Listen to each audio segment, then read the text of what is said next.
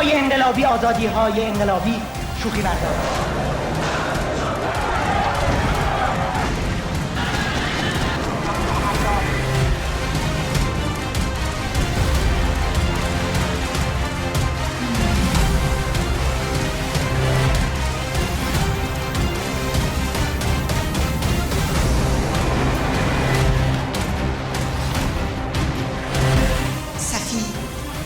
پولادین، آهنین، انبوه سر این صف به تهران خواهد رسید.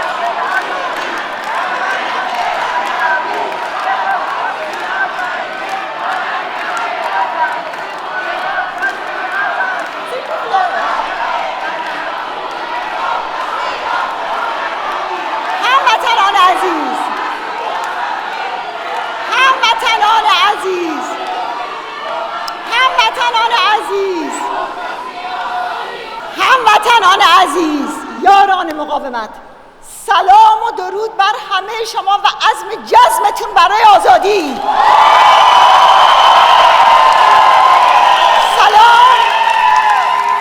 سلام بر زندانیان مقاوم در سراسر ایران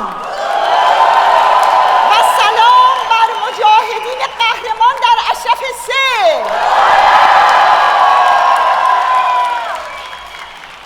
هموطنان عزیز، 60 سال گذشت، 60 سال از روزی که سازمان مجاهدین خلق ایران تأسیس شد گذشت.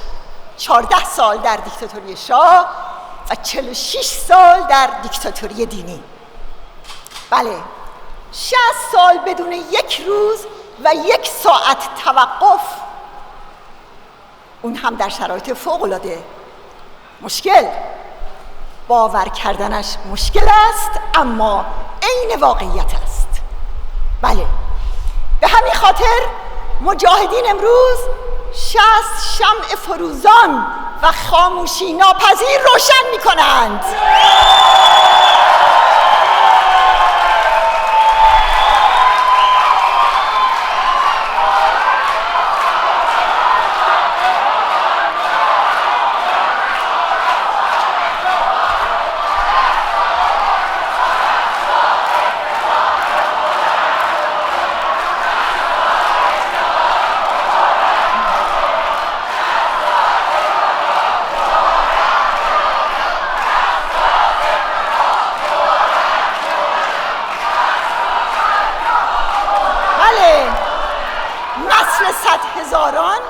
و نسل بیشماران که از اتاقهای شکنجه و جوخه‌های تیرباران و چوبه‌های دار سرفرازانه عبور کرد.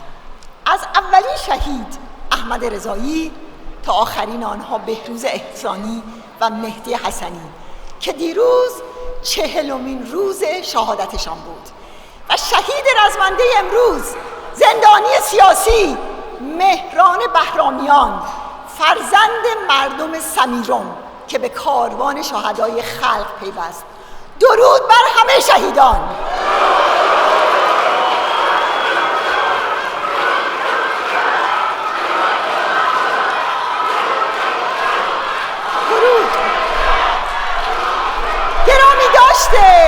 گرامی داشته 60مین سال به قول مسعود به خاطر وفای به پیمان با فدای بیکران در نبرد برای آزادی مردم ایران و در مصاف با توطئه‌های سهمگین، به خاطر پیوند سیاست و شرافت، به خاطر شکستن بنبست زمانه توسط حنیف بنیانگذار، به خاطر شورش علیه اسلام بنیادگرا و ارتجاعی و شورش علیه تحریف و واژگون سازی پیام محمد حبیب خدا و مسیح روح خدا. چنین بود که مجاهدین به سلولهای زندان، به تختهای شکنجه، به طنابهای دار و به گلوله ها گفتند بگیریدم اما ماندگار شدند.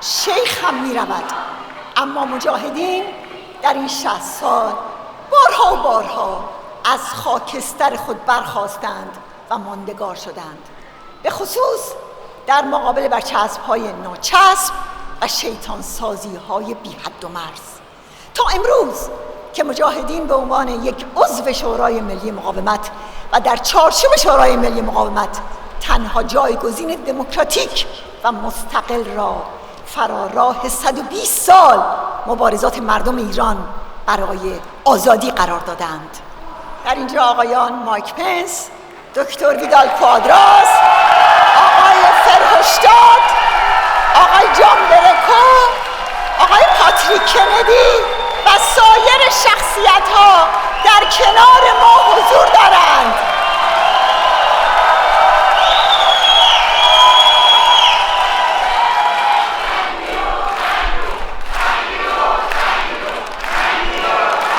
آقای پنس، معاون سابق رئیس جمهور ایالات متحده، 3 سال و 3 ماه پیش از ایندیانا در آمریکا 5000 مایل رو برای دیدار با مجاهدین در اشرف 3 طی کرد.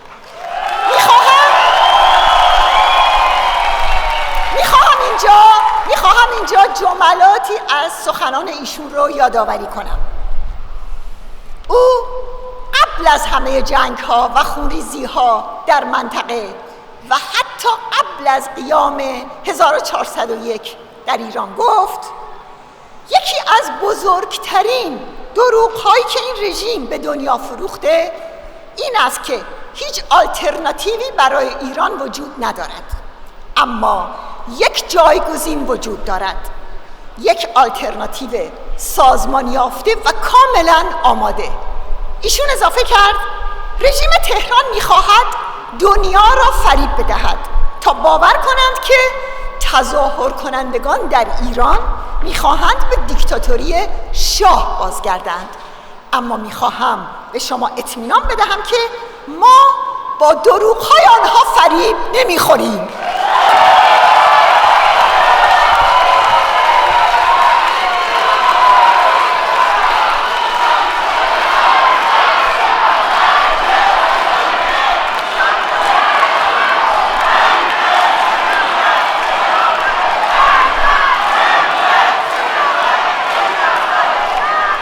امروز جایگزین دموکراتیک را به رسمیت می‌شناختند، جهان خیلی زودتر از فاشیسم دینی خلاص می‌شد و نیازی به جنگ‌ها و بحران‌های بعدی نبود. و اگر در آن سالیان آن کودتای سیاه علیه دکتر مصدق در 28 مرداد 1332 نبود و اگر بازگرداندن شاه به ایران نبود، خمینی هرگز به قدرت نمی رسید و سرنوشت ایران و منطقه به کلی متفاوت بود.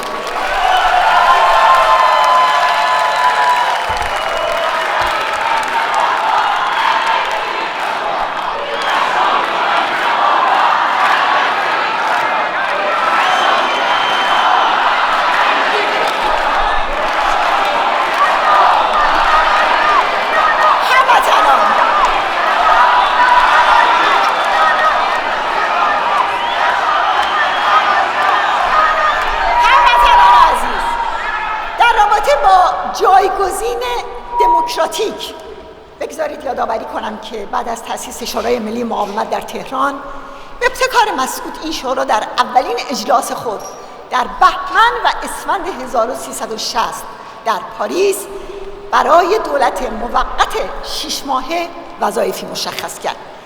وظیفه اصلیش البته برگزاری انتخابات آزاد برای مجلس مؤسسان و قانونگذاری ملی است. برگزاری انتخابات با رأی عمومی، مساوی و مخفی همه مردم ایران. 10 وظیفه مبرم که در همون زمان منتشر شد از این قراره: آزادی تمام زندانیان سیاسی، خلع سلاح و انحلال کلیه نهادهای ارتجاعی و دستگاه‌های سرکوب و سانسور، از سپاه پاسداران و بسیج تا دادگاه‌های انقلاب اسلامی. بله، همه اینها باید منحل شود.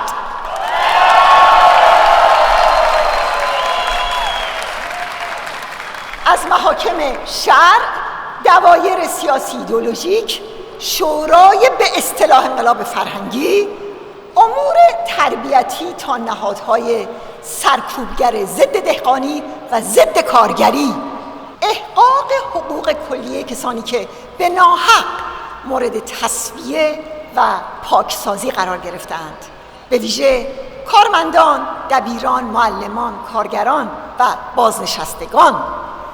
دعوت به کار از کلیه عناصر میهن‌پرست و متخصصین در داخل و خارج کشور، لغو و رفع کلیه ستم‌ها و اجبارات و تبعیض‌ها در مورد زنان، حق انتخاب کار و حق انتخاب پوشش برای زنان و تساوی کامل زن و مرد در حقوق اجتماعی، سیاسی، فرهنگی و اقتصادی.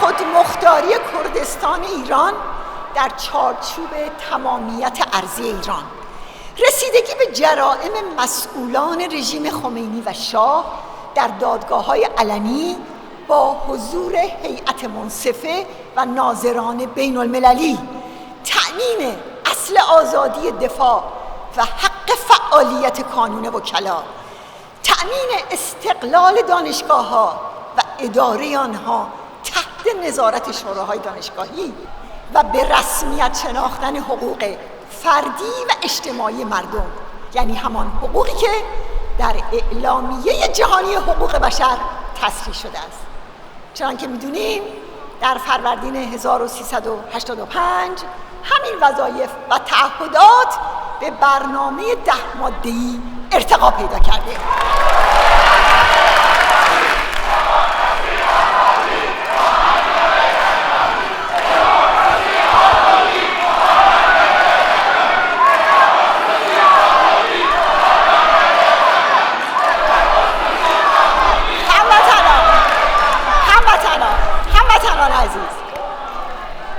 ارزش مجاهدین در این است که 60 سال در زیر بالاترین فشارها استقلال سیاسی و مالی خودشون را حفظ کردند. اونها برای خود چیزی نمیخواهند، در پی کسب قدرت نیستند. آنها در پی آزادی و انتقال حاکمیت به جمهور مردم ایران هستند و این بزرگترین جرم این مقاومت است. خمینی 37 سال پیش به کشتن همه مجاهدین فتوا داد. اونها که بر سر آرمان و موضع خود ایستادند. امروز هم خامنه‌ای دوباره دادگاه‌هاش رو به راه انداخته برای دادن حکم اعدام به مجاهدین. درباره دادگاه 104 نفر و محاکمه اونها از جمله خود من به خاطر بغی و محاربه به آخوندها میگوییم بیدادگاهتون علیه مجاهدین رو به جای هر 2 هفته یک بار هر روز برگزار کنید، چرا که جرم‌های مجاهدین در مقابله با رژیم آخوندی بیشمار است. جرمشان این است که به قانون اساسی ولایت فقیه قاطعانه نگفتند.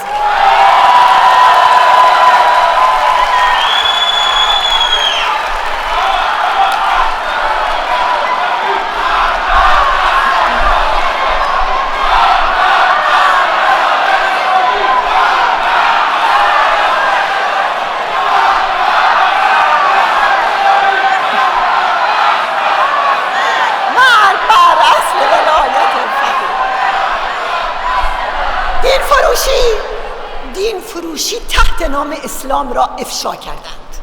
شعار فتح قدس از طریق کربلا را به رسوایی کشیدند. در جنگ ضد میهنی خمینی با عراق پرچم صلح و آزادی برافراشتند و ماشین جنگی خمینی را شکست دادند و با افشای مستمر برنامه بمبسازی اتمی نگذاشتند فاشیسم دینی به بمب اتم دست پیدا کند.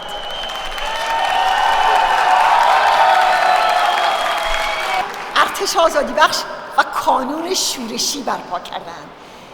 بر نظام آخوند سالار و مرد سالار برشوریدند و پرچم دفاع از برابری زن و مرد و فراتر از اون قرار گرفتن زنان در کلیدی ترین مواضع رهبری کننده را برافراشتند.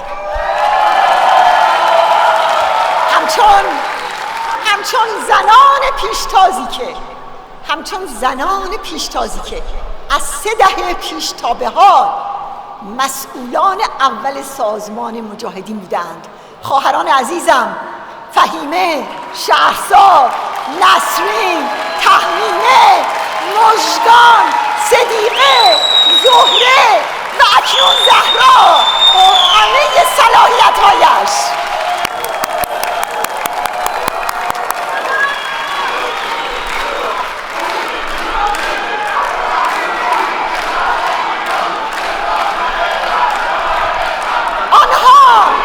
آنها و صفی از زنان قهرمان در شورای مرکزی مجاهدین مناسبات تازه‌ای خلق کردند که الگوی رهایی زنان و مردان و کلید پیشرفت جامعه فرداست.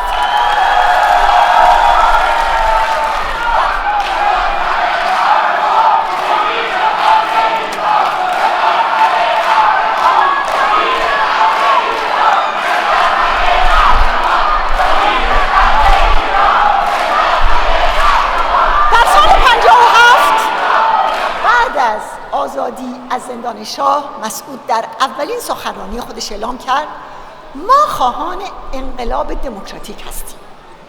امروز نیز ما همین را می‌خواهیم و بس.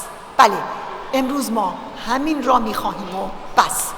انقلاب دموکراتیک، جمهوری دموکراتیک و آزادی‌های دموکراتیک.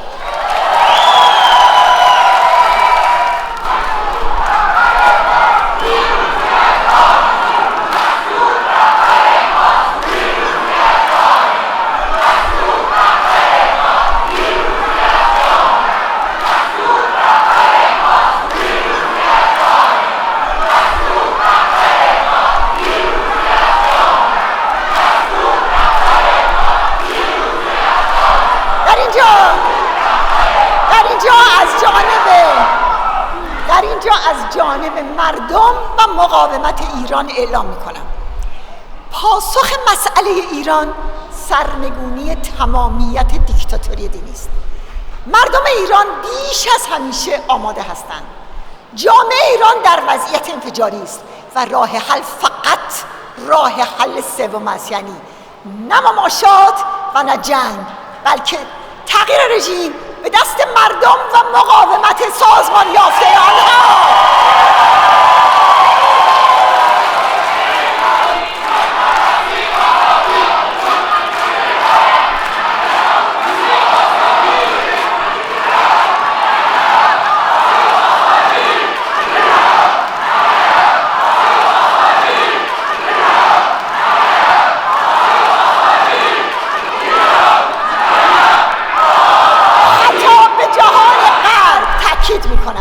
آقایان، بیش از این در نامگذاری تروریستی سپاه پاسداران و اعمال قطعنامه‌های شورای امنیت در مورد برنامه‌های اتمی رژیم تعلل نکنید. بیش از این در به رسمیت شناختن حق مقاومت کانون‌های شورشی در برابر پاسداران تعلل نکنید. این قاطعیت به نفع مردم ایران است. این قاطعیت به نفع صلح و امنیت منطقه و جهان است. زمان دادن به این رژیم بار دیگر جنگ را به ارمغان می آورد و نباید به این رژیم اجازه داد.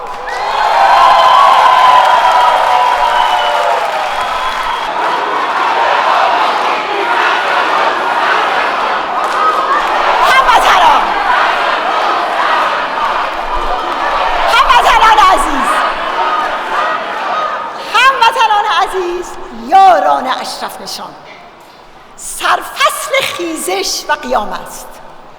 به شما در هر کجا که هستید میگویم اگر به خودتان نگاه کنید یک شورشگر برای آزادی را خواهید دید. در قیام هایی که در راه است و در شورش و اعتراض مردم به جان آمده‌ای که آب و برق و آزادی میخواهند، آری قیام و سرنگونی در راه است.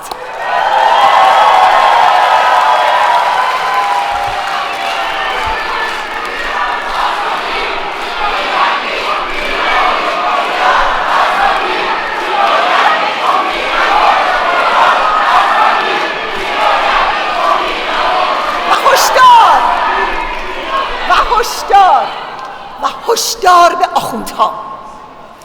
هشدار به آخوندها، بدانید که موج اعدام‌ها آتشفشان قیام مردم ایران را خاموش نمی کند. هشدار می دهم که زندان و شکنجه دیگر اثر ندارد و هشدار به خامنه‌ای که نه دامن زدن به جنگ و ویرانی و نه تحمیل رنج اقتصادی به مردم ایران رژیم پوسیده اش را نجات نخواهد داد. آری قیام و سرنگونی در راه است.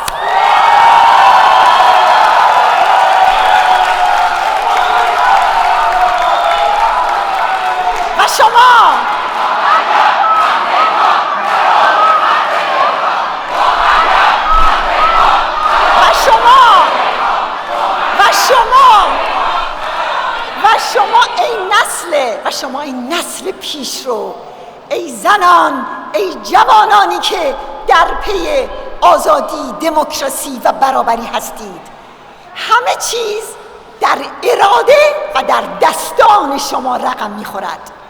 قیام را شما برپا می‌کنید، ایران را شما آزاد می‌کنید، پیروزی و آینده را شما می‌سازید. می‌توان و باید، آری می‌توان و باید.